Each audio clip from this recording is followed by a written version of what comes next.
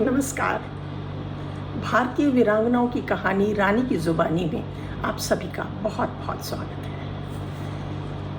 देश की स्वतंत्रता के लिए हमारे वीर जवानों में अपने प्राणों की आहुति दी।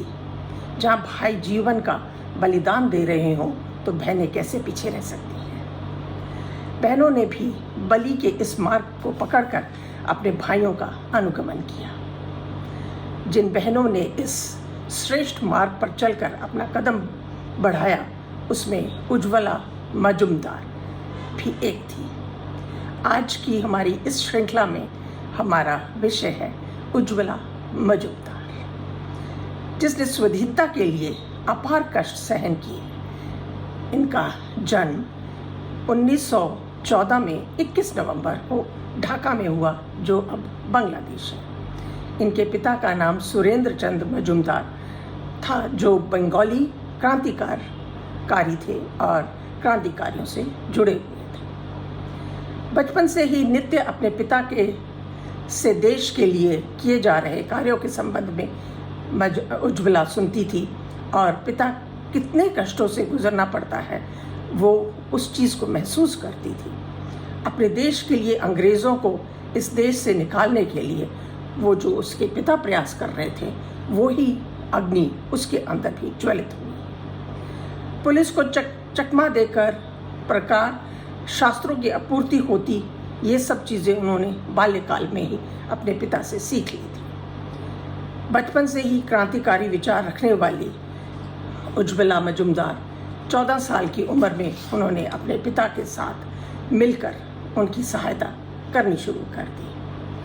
मजुमदार कलकत्ता में अपने पिता के साथ हथियार लाने ले जाने का मदद करती थी, और शुरू में तो वो अपनी कमर में हथियार बंद करके क्रांतिकारियों तक अपने हथियार पहुंचाती थी। वो अपनी कमर पे अपने जो हथियार थे उनको बांध लेती थी, और एक बच्ची समझकर लोग उसे कुछ पूछते नहीं थे, लेकिन वो ये कार्य उनके साथ मिलकर करती थी। उस वक्त के जाने माने बंगाली कार्यकर्ता जैसे सुकुमार घोष और मनोरंजन बनर्जी उनका मार्गदर्शन कर रहे थे, क्योंकि जब उन्होंने देखा कि ये एक छोटी सी बच्ची जिसके अंदर अपनी स्वाधीनता के लिए कितना ही लगन है, उन्होंने भी इसका मार्गदर्शन करना शुरू किया। उज्ज्वला ने छोटी उम्र में बंगाल वॉलंटियर्स में शामिल हो गई। बाद में आधी पाली संघ नामक एक अन्य स्वतंत्रता समर्थक संस्था और अन्य संगठन युगांतर दल में भी शामिल हुई। हर ओर से स्वतंत्रता का प्रयास वो करती रही कि उनको जो दल मिला जिसमें स्वतंत्रता का सेनानी थे और जो क्रांतिकारी थे, उन्होंने जो दल बनाए हुए थे, उनकी कोशिश होती थी कि मैं सभी की मदद कर सकूं और उनका एक हिस्सा बन सकूं। उनके प्रयास के बाद वो फॉरवर्ड ब्लॉक कोर की टीम की एक नेता बन गई। क्योंकि उन्होंने बाल्यकाल से ही अपने पिता की सहायता करनी शुरू कर दी थी, इसीलिए वो ज़्यादा पढ़ नहीं पाई। उज्ज्वला ने गवर्नर जॉन एंडरसन की हत्या करने के लिए भवानी प्रसाद भट्टाचार्य, सुकुमार घोष, रवि बनर्जी तथा अन्य कई क्रांतिकारियों के साथ दार्जिलिंग की यात्रा की। उज्ज्वला ने अपने हथियार अपने हारमोनियम में छिपाकर होटल के दाखिल हुए और मनोरंजन बनर्जी के साथ एक विवाहित जोड़े के रूप में पेश आए।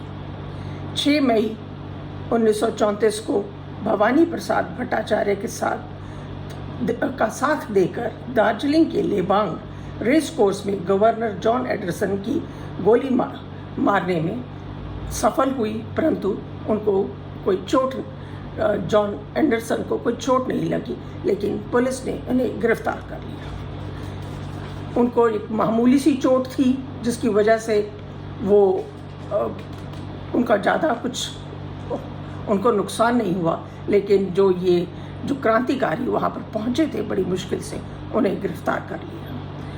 भट्टाचार्य जी को पकड़ लिया, फांसी की सज़ा हुई। उज्ज्वला और बनर्जी वेश बदलकर कलकत्ता पहुंचे और सोवरनी दत्त के घर में शरण ली। किसी तरह से बचते बचाते वो पहुंच तो गए, परंतु 18 मई 1934 में पुलिस ने उन्हें फिर गिरफ्तार कर लिया। 14 साल उनकी जेल की सज़ा सुनाई गई और सेंट्रल जेल में भेजा गया।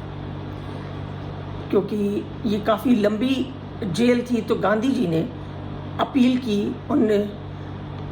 1939 में और उनको वहाँ से रिहा कर दिया गया। फिर उन्होंने 1942 में क्विट इंडिया मूवमेंट में कलकत्ता में भाग लिया और उन्हें फिर से जेल हुई।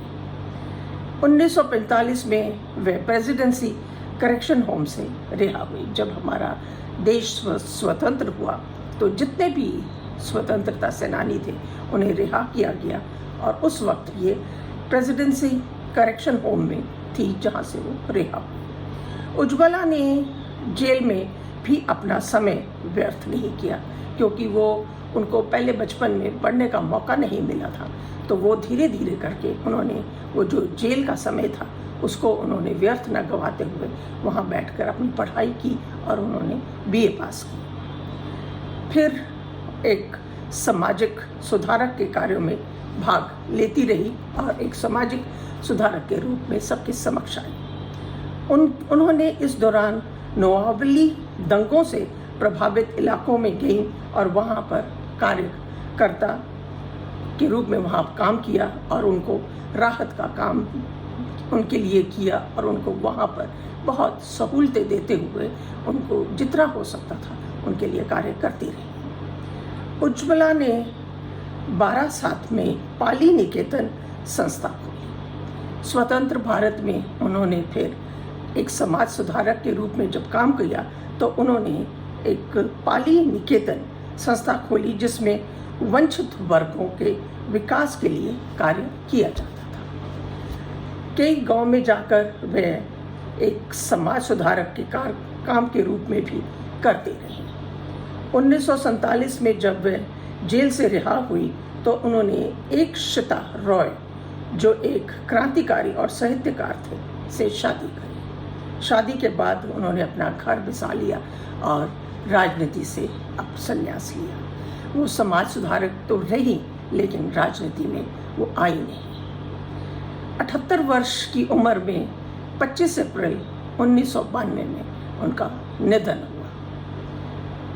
इतना अपना पूरा का पूरा जीवन उन्होंने जो देश के लिए, जो स्वतंत्रता के लिए किया, हम ऐसी वीरांगना को शत शत नमन करते हैं और हम कोशिश करते हैं कि हमारी जो आने वाली पीढ़ी है वो भी इनसे कुछ सबक सीख सके और उनसे कुछ प्रेरणा ले सके और प्रेरणा लेते जो हमारे जो जितने भी स्वतंत्रता सेनानी हुए थे उनकी वीरता के बारे में जान सके। अगली श्रृंखला में फिर आपसे मुलाकात होगी एक नई वीरांगना के साथ। तब तक के लिए नमस्कार, धन्यवाद।